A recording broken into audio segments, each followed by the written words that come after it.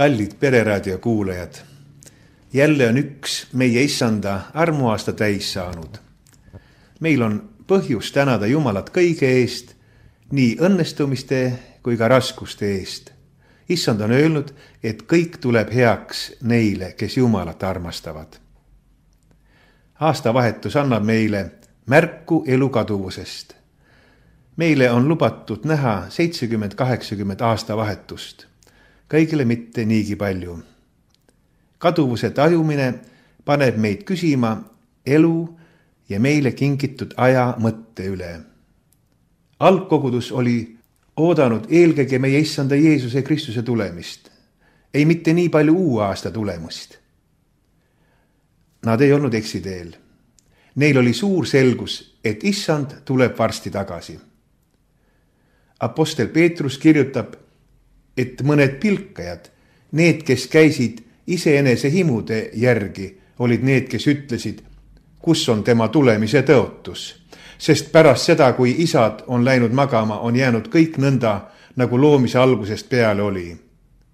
Peetrus ise ka vastab, Issand ei viivita tõotust täitmast, nagu mõned peavad seda viivituseks.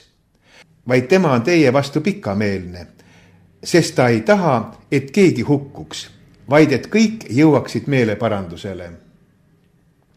Issanda tulemine oli 2000 aastat tagasi väga lähedal. Kui see on edasi lükkunud, siis sellepärast, et Jumal tahab meile armu jagada. Sellega võime öelda, et see aeg, mis täna on meile antud, on armuaeg. Meeleparanduse ja Jumala otsimise aeg. See aasta, mis lõppes, oli armuaasta. Ja kui uus on meile kingitud, siis ka see on Issanda armuaasta. See on armu vastuvõtmise, aga ka armu kuulutamise aeg. Õnnistagu Issand kõiki, kes on olnud tema tööriistad.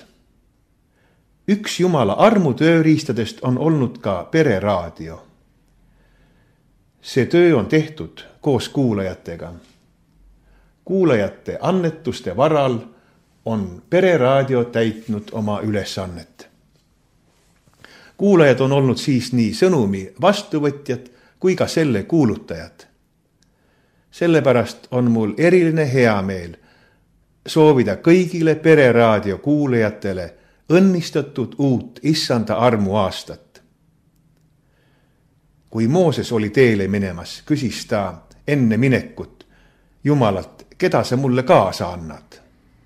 Ta ütles veel, kui sina ei tule minuga kaasa, siis ära saada ka mind. Nii küsime ka meie uuel Issanda armuaastal. Olen kindel, et Issand ise tahab käia meiega kaasas.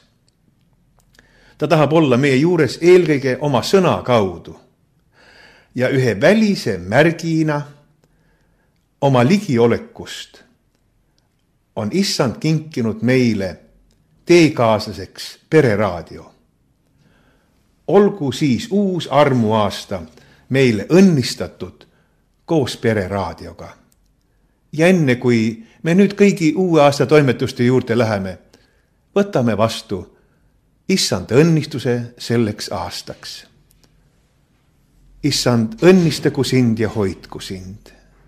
Issand lasku paistama pale sinu peale ja olgu sulle armuline. Issand tõstku oma pale sinu üle ja andku sulle rahu. Jumala Isa, Poja ja Püha Vaimu nimel. Aamen.